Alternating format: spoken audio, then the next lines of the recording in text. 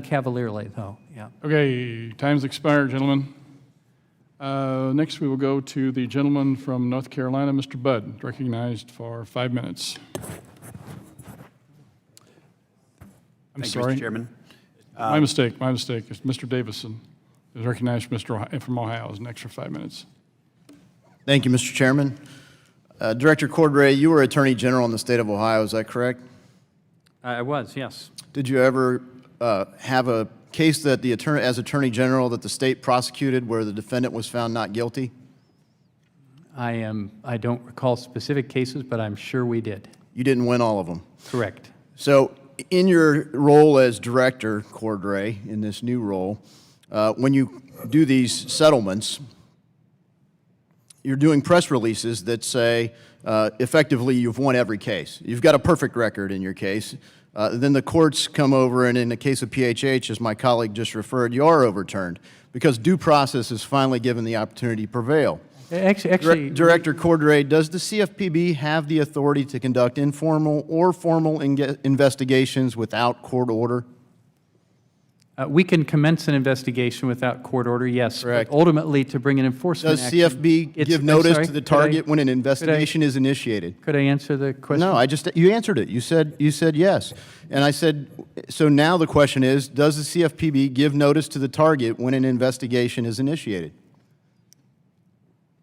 Typically, we commence an investigation by issuing CIDs to the subject, not the target. We don't use that language. So the target of the investigation is not advised that you're initiating an investigation once you commence, and then they do you have typically authority are. to determine which investigations pursue? They typically are because they get a civil investigative demand, and that's when we start to engage back and forth. So when you send a civil investigative demand or a CID, one of the criticisms has been that you have this unlimited power of discovery, and the person's never or the entity is never advised as to whether they're the target of the investigation or merely answering a question where they could have data related to it. So again, couple times now, we don't have unlimited power of discovery. If they don't agree with what we're doing, they can take us to court. That's happened a number of times. Well, in the case of PHH, when they followed the procedure, the next case is they disagree with the proceedings, and then they appeal to the administrative judge. Do you appoint the administrative judges? I do, but they can also And then when they appeal, disagree with that, and then they bring it to the director. And in the case of PHH, that proved to be very high risk. Did that? They can also appeal to the court, and they have done so, and this matter is in the courts. And So by the let way, me on our understand, this is the enforcement path. action, I just want to understand the path here, because you're saying, well, but let me explain. So I've got it down. I say the director, you sign off to investigate the target. The director assesses the case and issues a penalty. The target will either sign a consent order or appeal to an administrative judge that you appointed. And if the target loses the appeal, the case is brought back to you, where you will no doubt reject, and as we've seen, perhaps even increase the penalty. The target can then appeal to the federal court, but not before its reputation's been tarnished and legal fees in the millions of dollars, or in the case, sometimes over $100 million, and you present it as if you've already won. Not that there's been a verdict issued, not that full due process is case, but simply that it's alleged. You present it as if you've achieved a victory. Is that an accurate description of what goes on here? no, I think not accurate in a number of ways, but if you want me to, I'll spell them out. But among other things, Congress has provided for different ways to take an enforcement action. A company at any time can take us to court. They can take us to court over the civil investigative demand, as a number have done.